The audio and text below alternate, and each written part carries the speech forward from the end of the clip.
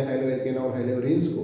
हेलोएरिन्स के अंतर्गत जो आपका क्लोरोबेंजीन आता है अपने आप में बहुत महत्वपूर्ण टॉपिक होता है और उसी टॉपिक से संबंधित बहुत ही महत्वपूर्ण एक केमिकल रिएक्शन है जिसको हम लोग शॉर्ट फॉर्म में कहते हैं DDT.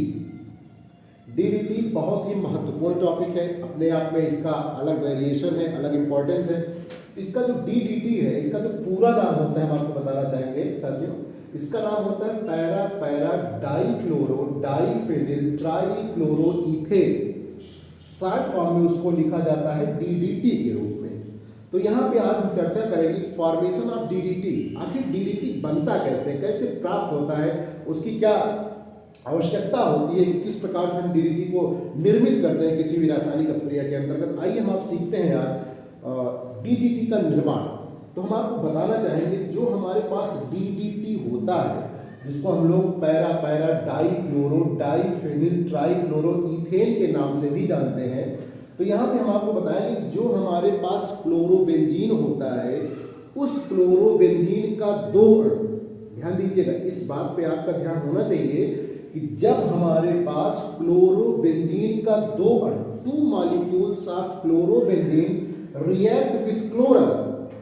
react with chloral in presence of concentrate H2SO4 gives DDT।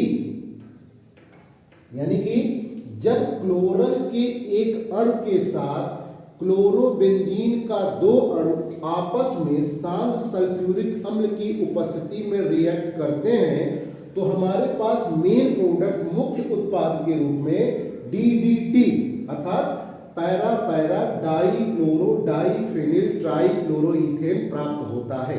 यहाँ पे आपके पास दिया गया है कि जब हम क्लोरल को क्लोरोबेंजीन के दो अणु के साथ रिएक्ट करवा रहे हैं, इस क्लोरोबेंजीन के दो अणु का मतलब पहले क्लोरोबेंजीन से एक हाइड्रोजन, दूसरे क्लोरोबेंजीन से एक हाइड्रोजन इस क्लोरल के ऑक्सीजन के साथ रिएक्ट करके एक मॉलिक्यूल जल का बन करके बाहर निकल जा रहे हैं और जो हमारे पास कंपाउंड बच रहा है उसको हम लोग जहां से हमारे पास हाइड्रोजन रिप्लेस हुआ है उसी पोजीशन पर दोनों को एक साथ जोड़ देते हैं और एक अणुजल को बाहर निकाल देते हैं। तो हमारे पास जो प्रोडक्ट बनता है वो किसका बनता है, डीडीटी का।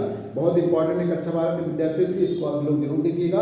और हाँ, एक बार आप सभी से रिक्वेस्ट, अगर अच्छा लगे तो please like share and subscribe.